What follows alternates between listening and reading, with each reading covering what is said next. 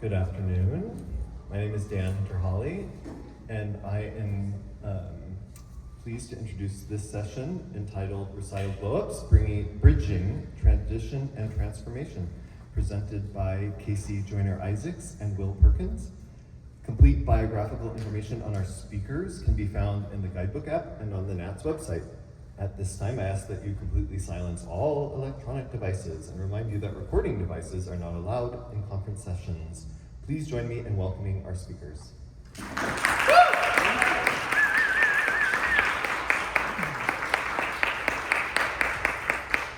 Thank you so much, everyone. Casey and I are excited to share some ideas and practices with you today that we have found can really breathe new life into the way we present recitals, especially in reference to the existing standard of classical vocal recitals. As the subtitle of our presentation implies, we are going to examine the ways that expand on... Oh, I wasn't on the right slide. Let me try that again. We're going to expand on the ways that we talk about...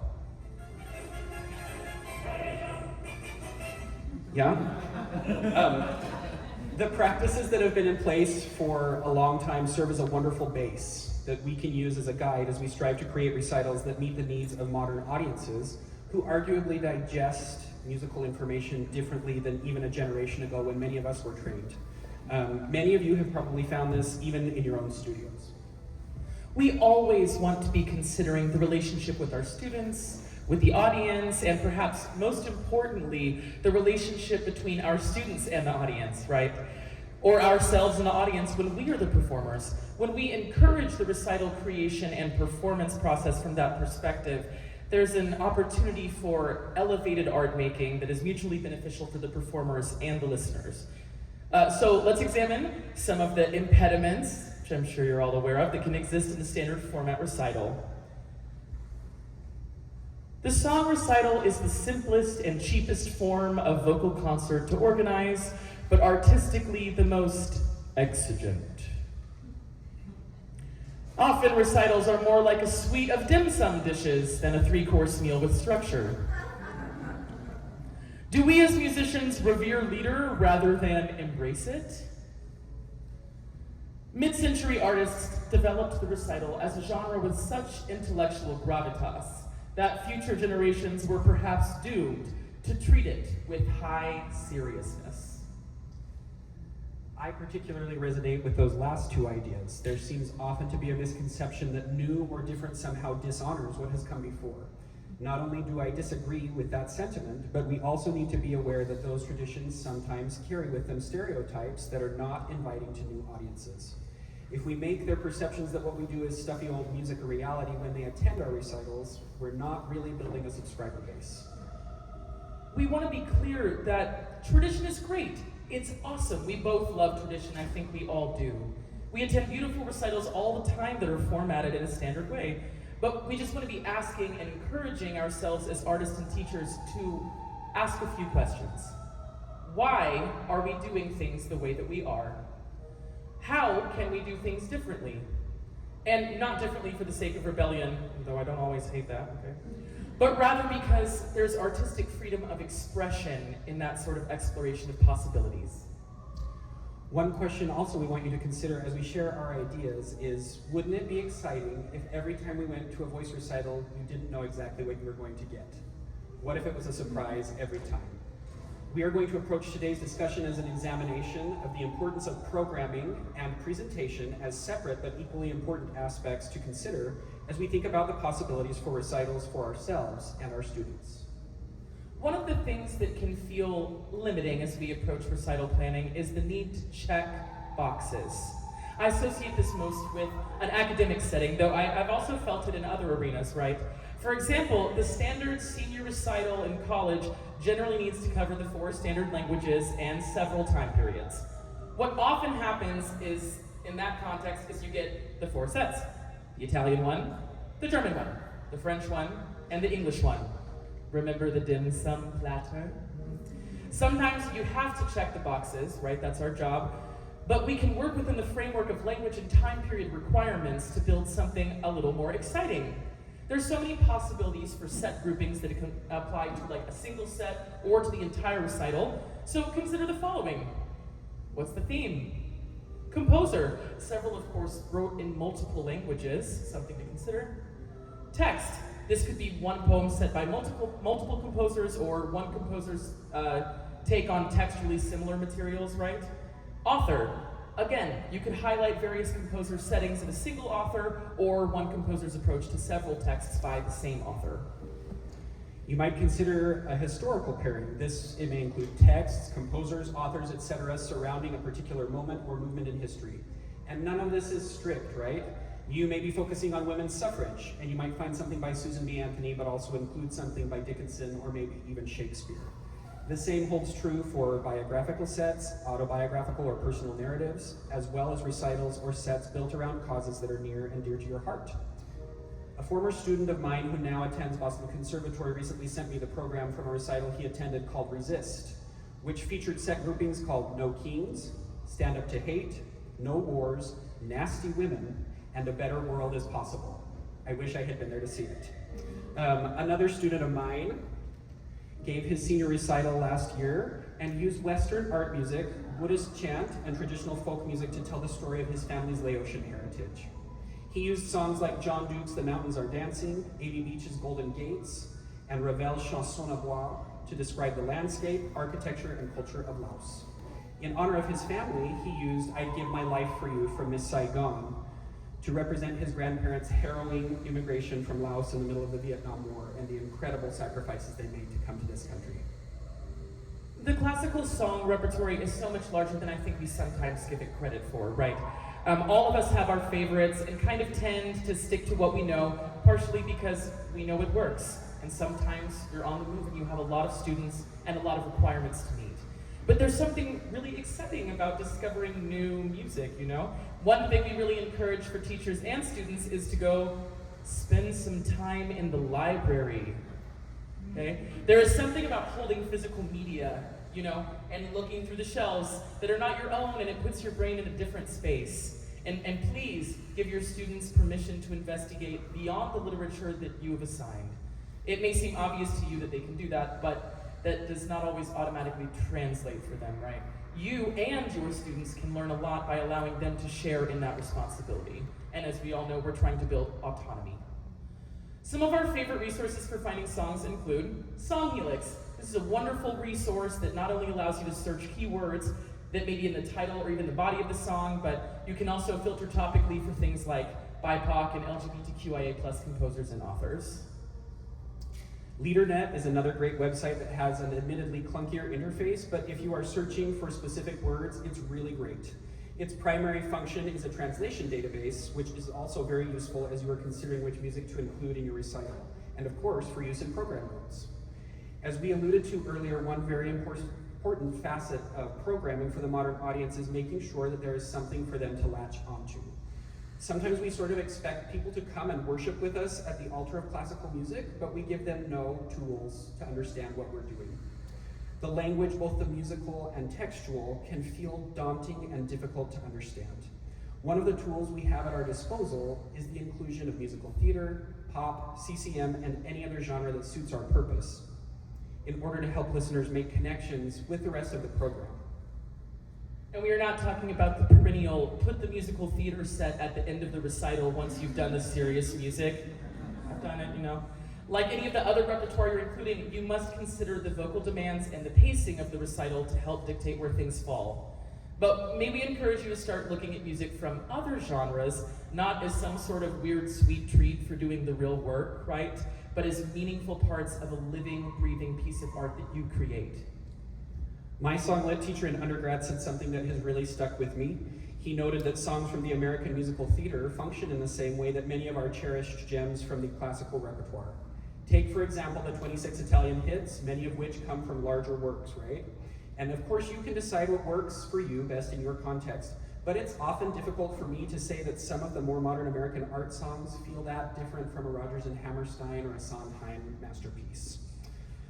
With the goal in mind of helping the audience find connection with other repertoire in your program, the challenge then becomes figuring out how to make music from other genres meaningful, how they sit next to your classical selections. So here's an example. What if you program a set of waltzes? You could give some program notes, either printed or verbal, about the origins of the waltz as a peasant dance that eventually became paramount in high society and existed in several forms. So in fact, Richard Rogers recalls listening to the Viennese operetta as a boy, which was, of course, full of their unique brand of the waltz. He eventually used it for his groundbreaking debut with Oscar Hammerstein when he set the opening scene of a cowboy wandering through the cornfields on the edge of a building nation in lilting three-quarter time, right? So in one set, you can give the audience a short music history lesson, cover all 4 major languages, and show them the various moods the waltz accommodates.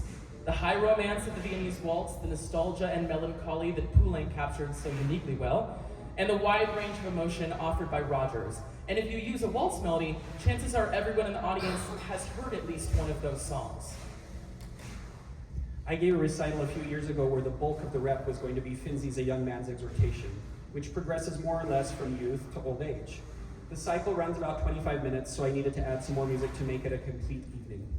I decided to run the first half of my program backwards in time from old age to youth, setting up the beginning of the Finzi. I began with Once Upon a Time from a flopped musical called All American, and let me just put in a plug for a minute for finding gems from shows that flopped that no one sings. There's a lot of them out there. These shows that lasted a week on Broadway, and they kind of went away, but there's some really, really beautiful rep out there. Then I sang Vienna by Billy Joel, the quintessential stop and smell the roses before life passes you by completely song. And I ended with Corner of the Sky from Pippin, which is of course full of youthful exuberance that segued well into the opening line of the Finzi by author Thomas Hardy, call off your eyes from care and put forth joys. In another instance, I used a song most of us probably know from the film Moulin Rouge best, this one. So quick.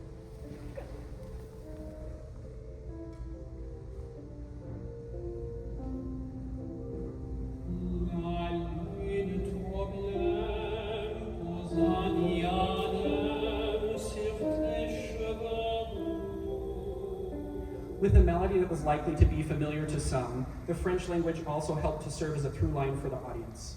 Originally written for a 1955 musical comedy called French Can-Can, it worked well as an introduction to the heavy war-laden imagery of Poulenc and the bitter, gritty cabaret treatment of the same subject matter by Kurt Weill. Now, okay, we know that this type of programming is not new, and it can be useful not only for your classical students, but also for your theater or your industry majors who also have boxes to check on their recitals.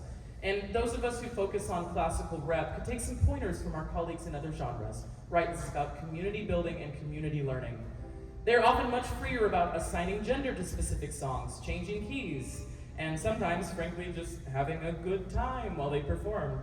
The question needs to be asked, if my pop-based music industry majors is singing an art song or an aria, does it have to be sung the exact same way that my opera majors would sing it? We're also inspired by the popularity and success of famous genre mixers like Leve, Anna Lapwood, and the brilliant and very successful juxtaposing done by the Savannah Bananas baseball team. People want to be entertained when they come into the concert hall, and we can be better about doing that on the recital stage. Not simply asking them to come to our show, but building a show that they actually want to attend. Although it seems far away now, remember, there was a time when it was cool and common for major classical stars to cross genres all the time on evening television. Let's make it cool on the recital stage as well. And it is also exciting to hear artists of other genres put their unique spin on art songs and arias. The minute you walked in the joint, I could see you were a man of distinction, a real big spender.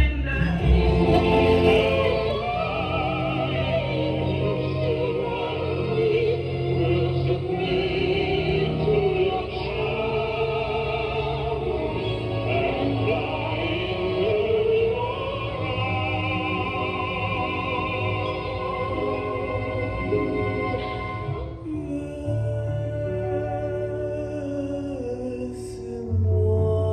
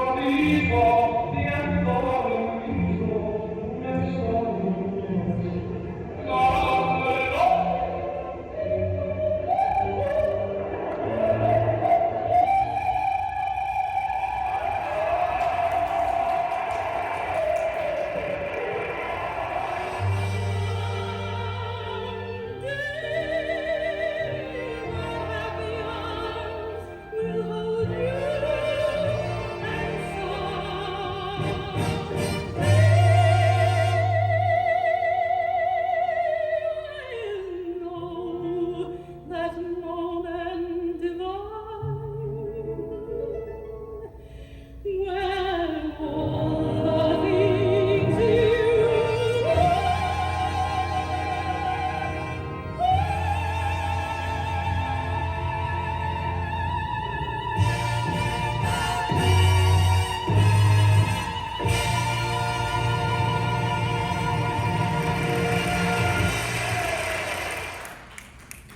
I love Sting. He's always on a side quest.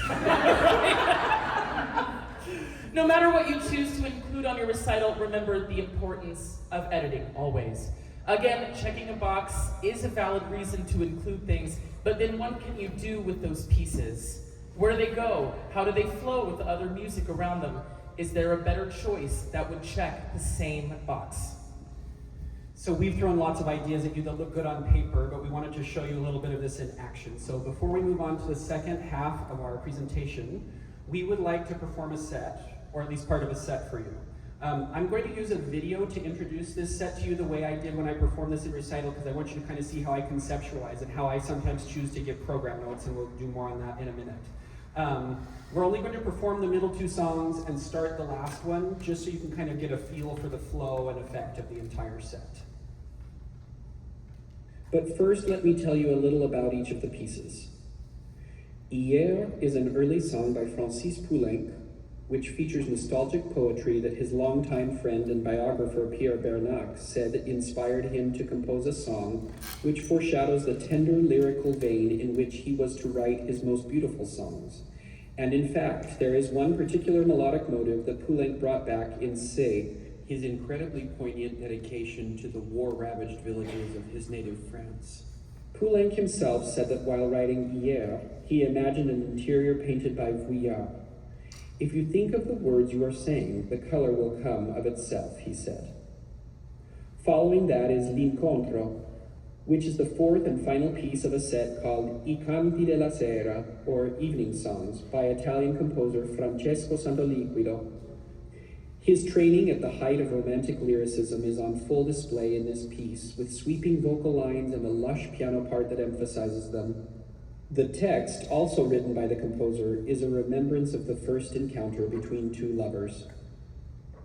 Not a Day Goes By is from the Stephen Sondheim musical Merrily We Roll Along, which just remounted on Broadway for its first revival there since its original run in 1981. The show runs backward through time, telling the story of three friends from the low point of their lives back to when they were young and first met. This song is first heard in what is technically its reprise version because it takes place chronologically after when the audience hears it again in Act 2 when the characters are younger. In trademark Sondheim fashion, the text is ever important, with an uncomplicated melody and accompaniment and a good deal of metric flexibility.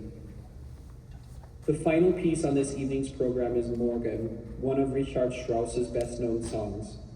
It comes from his Opus 27, a collection of 4 songs written for his wife as a wedding present.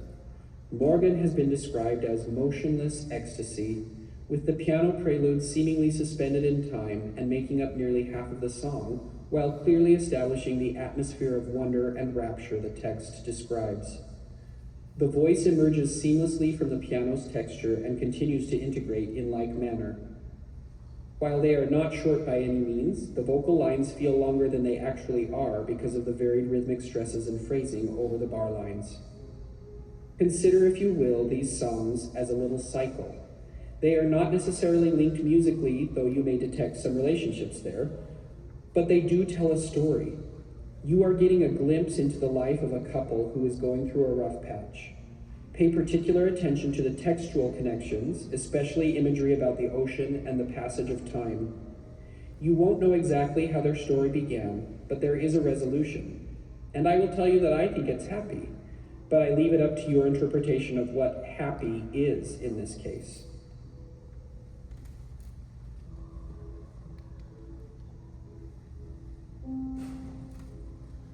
Non mi ricordo più quando noi ci incontrammo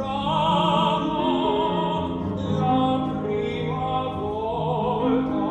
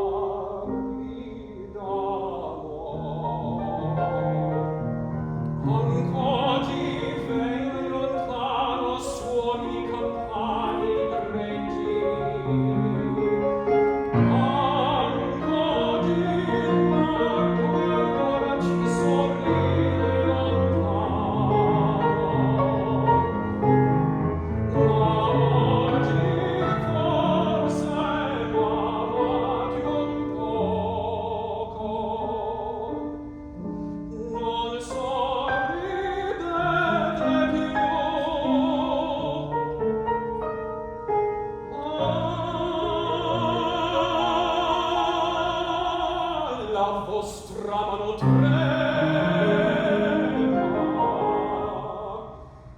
Se oggi le belle labbra voi mi darete,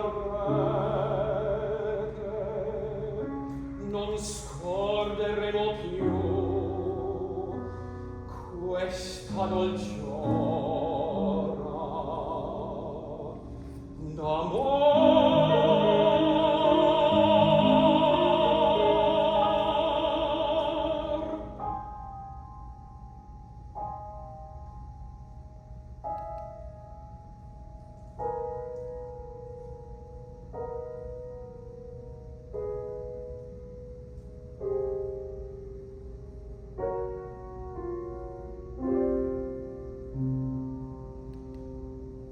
Not a day goes by, not a single day,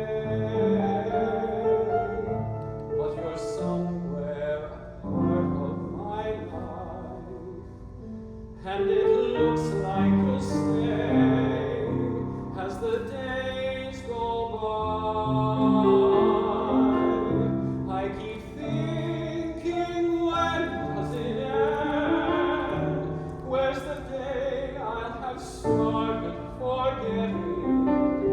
But I just go on thinking and sweating and cursing and crying and turning and reaching and waking and dying, and now not a day goes by, not a blessed day, but you're still somehow part of my life, and you won't go away, so there's hell to pay, and until I die,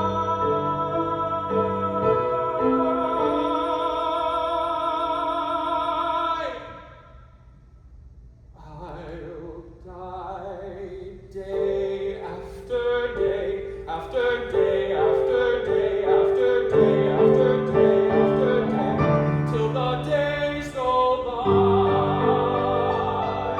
till the days go by, till the days go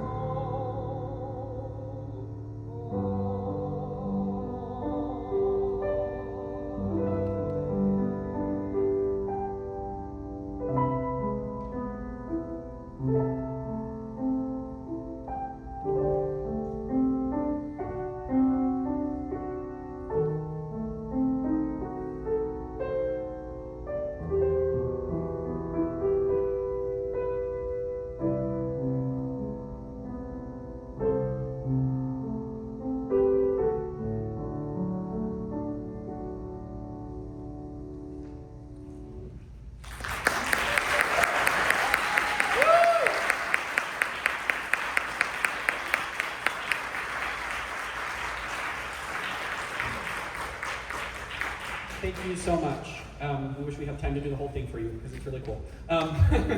As we shift to speaking about the presentation portion of our recital, I want to begin by saying that I always think the more aesthetic you can be, the more complete the experience for everyone. But also, the aesthetic doesn't need to be complicated. It just needs to be thought through and executed with care. So let's re-examine that quote from earlier. There is an implicit invitation to innovate and develop ways to meet the moment of the artistic demands of giving a recital. How can you engage the audience apart from the beautiful music making? And I know that sort of question strikes at the heart of what we do in the many ways many of us were trained, right? However, we have to consider the way that an average patron, maybe not a music maker like you or I, is invited and comes into our space. Hopefully we can create an allure that brings them back time after time. And what about when we have to give recitals in less than flattering spaces? I actually think this is pretty nice. We live in such a technologically exciting time. Creating an atmosphere for your recital is easy in the sense that there are many free and or cheap tools at our disposal. So monetarily, it's a great investment. We also recognize that there is an investment of time that goes along with this. But the payout from creating something that feels, if not immersive, then at least inclusive of everyone in the room is absolutely worth that time. So let's talk about incorporating multimedia a little bit. Raise your hand if you watch TV with the subtitles on with some degree of frequency these days. Yep, and so do most of our students, and so do a lot of our audiences. And a majority of what we're all watching is in English, yes? We're not always translating. In addition to simply making our recitals more welcoming from an accessibility standpoint, there are many cases in which supertitles are significantly more useful and economical than printed texts, which often are rendered null as soon as the lights go down and then go right in the trash can on the way out the door. You can approach this a couple of different ways.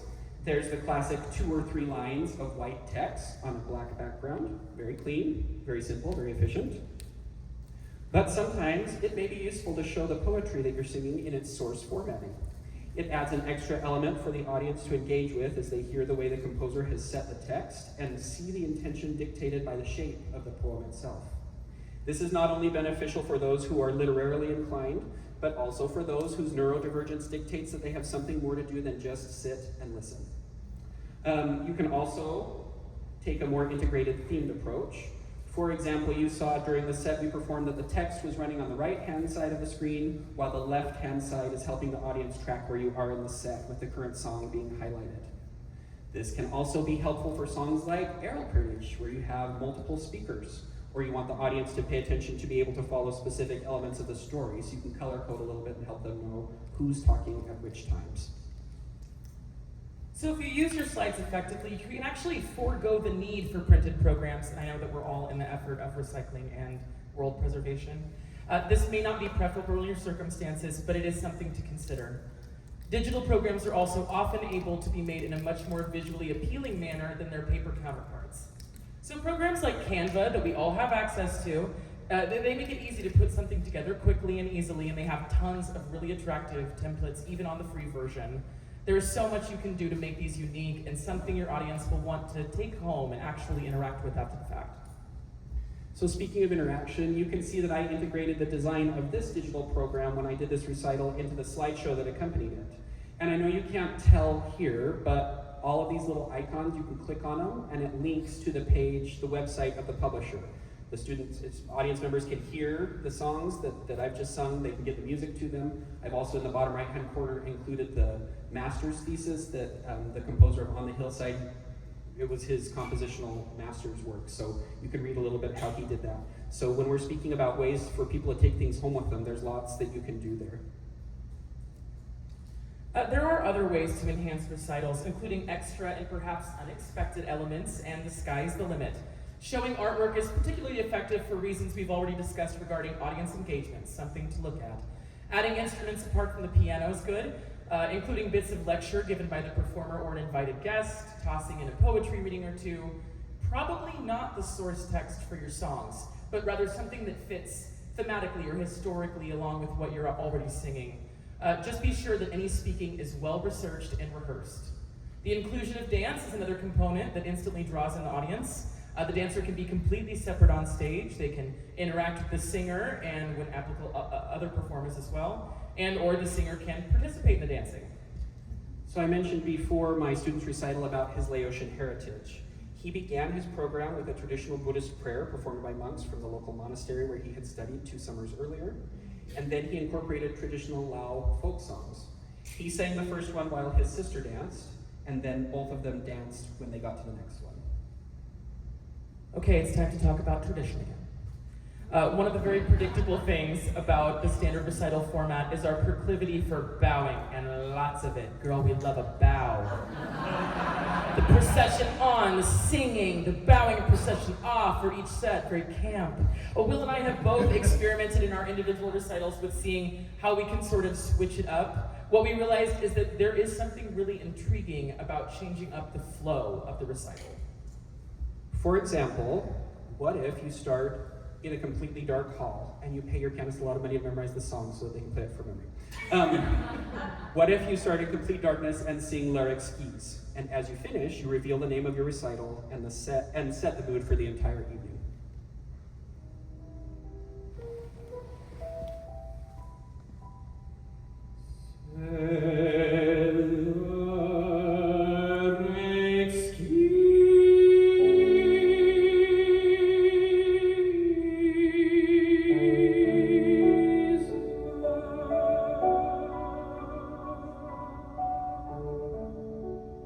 And then, as you continue your program, you know you and your pianist need to take some breaks between sets. But instead of stopping the forward motion of the recital, you prepare video narrations to act as the transitions. So as you finish singing, the lights go down and the video begins, giving you an easy exit from the stage. Most of these narrations are standard, like you heard before, and they're standard program notes and fairly serious in nature. But you also realize that it's okay to inject humor here and there. And again, make connections with your audience.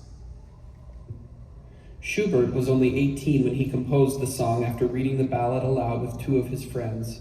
He wrote it out entirely without ever touching a piano, and his haunting melody has continued to influence popular culture.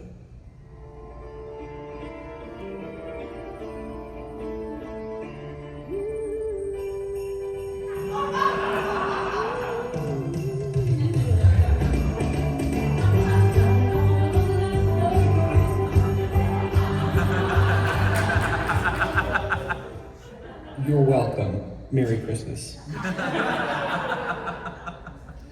You are back on stage and ready to roll as that video is ending and the lights come back up. But at the end of the next set, you want to do something a little different for the transition. Your collaborator is also a stellar soloist, and you want them to have time to shine on their own. Let's give the audience a song they probably know, even if only from Ocean's 11. Even though it's familiar to them, I bet most of them don't know that the famous Impressionist piano solo is actually based on a Verlaine poem. So as your friend plays, you show the text to the listeners and set it against pieces of art that came from the same stylistic period. And yes, you could have chosen to sing the poem in one of its many settings, but this is unique and unexpected.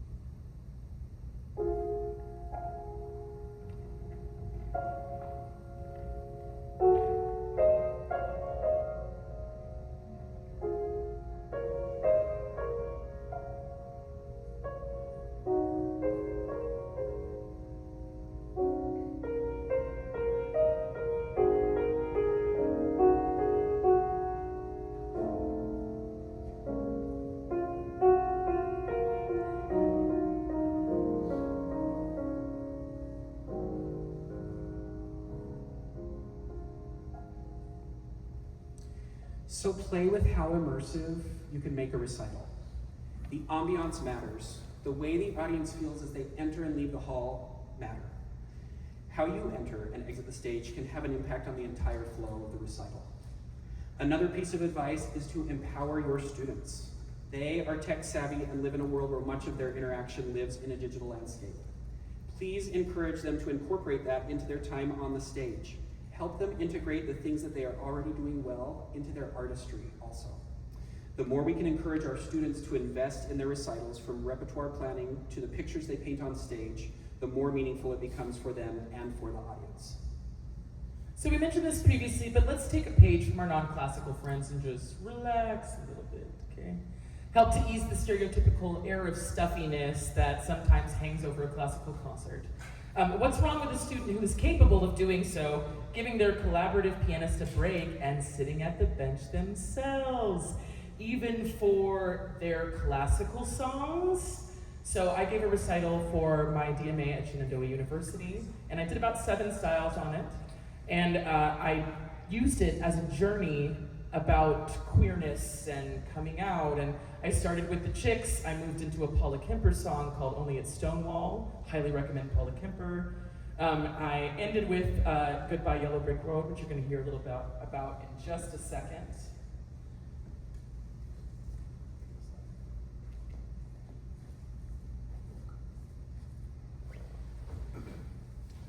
This set is a little unorthodox, but I beg you to bear with me here.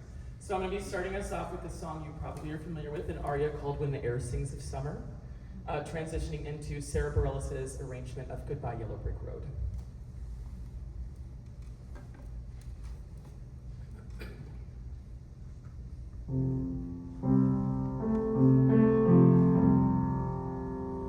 When the air sings of summer, I must wander again. Sweet melodies the sky, bridge houses that play, and live is to wander through the sun and the rain.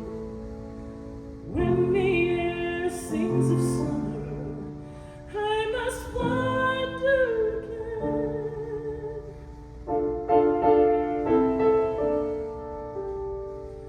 First you wander through youth and joy, then you wander to still the fears of an old heart. Then you wander to find your love, then you wander to hide your tears, for a wanderer must depart. When a man owns a house, he is a bird in a cage, whose captivity pains is sweet and revenge.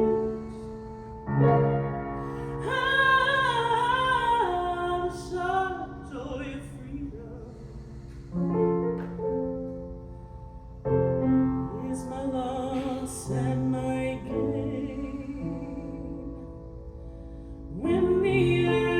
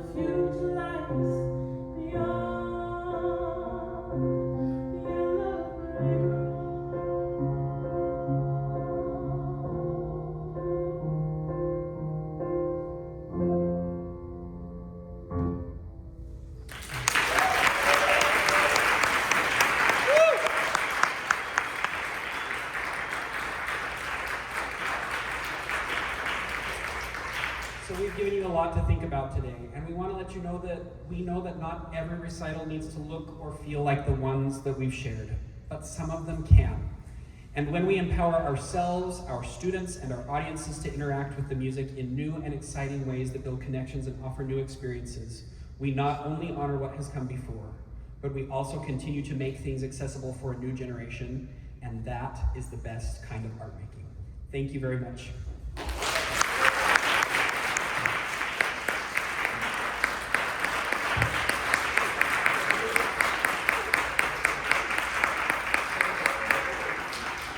If you guys have any questions, we have like a minute or two.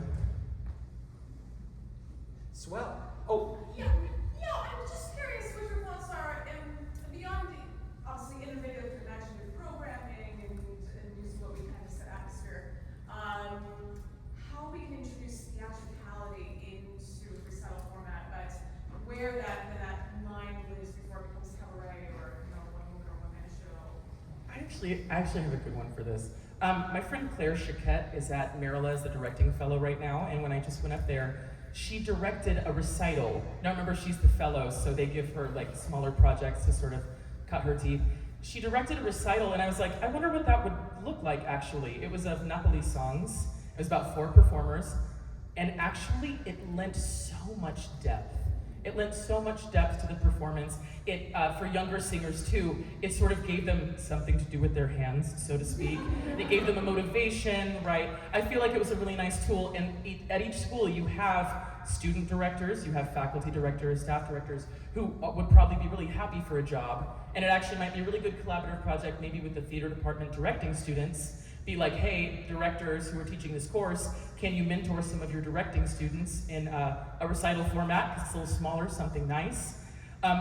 This is a really riotous idea, and I don't mean to overstep, but I don't know, sometimes when I zoom out to point 5 and look at our lives, I start to wonder if there were ever any rules at all, or if somebody made them up, and then I said, okay. I used to live in New York, and girl, I would just stand in lines. And then I'd be like, is this the line? Maybe ask ourselves also, am I actually standing in line, or can I make my own line? that last part that she said would be my immediate answer too, is you won't know unless you try. And who cares if it turns into cabaret and then you go, maybe that doesn't work on recital stage like I thought. Yeah. But I think it's the not trying that keeps us boxed in.